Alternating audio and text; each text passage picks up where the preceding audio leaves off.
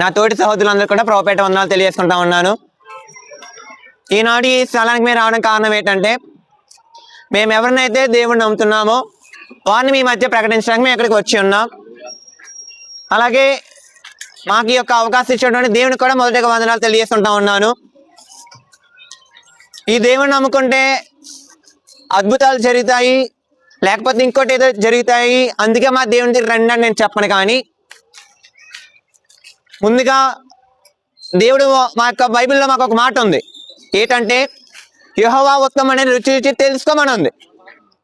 మనము ఏదైనా కొనేటప్పుడు కానీ ఏదైనా ఎంచుకునేటప్పుడు కొన్ని పరిశీలిస్తూ ఉంటాం.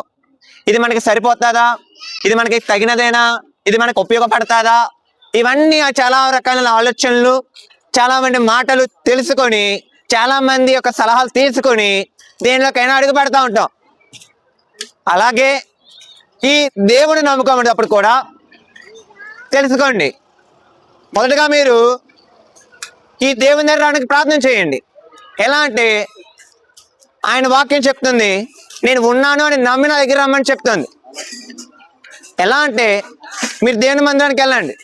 ఇక్కడ దేవుని మందిరం రావడానికి కుల మతాల భేదాలు లేవు, ఒకళ్ళు హెచ్చు తగ్గులు లేవు, ఒకళ్ళు పైవాడు ఒకటి చేయవాడు అనేది ఎటువంటి ఒక భేదములు లేదు. ఈ దేవుని దగ్గర అందరూ సమానమైన వాక్యము సెలవిస్తూ ఉంది.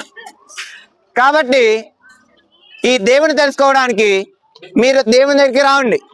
మీరు ఒకళ్ళ ఆటంకి పరిచే వాళ్ళు ఉన్నారు, నువ్వెవరు ఏంటని అడిగే వాళ్ళు కూడా ఉన్నారు. అంతకీ లేదు, మీ గృహంలోనే మీరు దేవుని తెలుసుకోవడానికి ప్రయత్నం చేయండి, ప్రార్థన చేయండి. ప్రార్థన అంటే దేవునితో మాట్లాడటం. మన ప్రార్థన అంటే చాలా మంది ఏదేదో మాకు చేస్తున్నారని అనుకుంటారు. కానీ ఒక వ్యక్తితో మనం ఎలా అయితే మాట్లాడడానికి ఇష్టపడతామో అలాగే ఈ దేవునితో కూడా మీ యొక్క బాధ ఏదైతే ఉందో, మీ యొక్క హృదయంలో వేదన ఏదైతే ఉందో, మీ యొక్క కష్టం ఏదైతే ఉందో, ఏదైతే సంతోషం ఉందో అది దేవునితో పంచుకోవడమే ప్రార్థన చేయడం. ఈ యొక్క ప్రార్థన ద్వారానే దేవుడు మాతో అనేకమైన విషయాలు మాట్లాడారు. అలాగే మీతో కూడా మాట్లాడతారని దేవునామని మీతో సెలవిస్తా ఉన్నాను.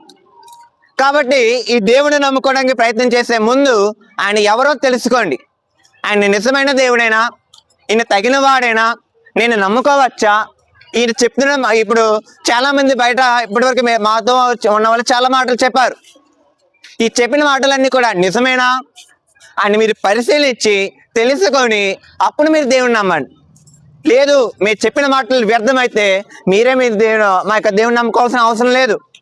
కానీ మీరు తెలుసుకుంటే మాత్రం ఆయనలోకి మీరు నడవాలని తెలియజేస్తూ ఈ కొద్ది మాటలు ముగిస్తూ ఉన్నాను.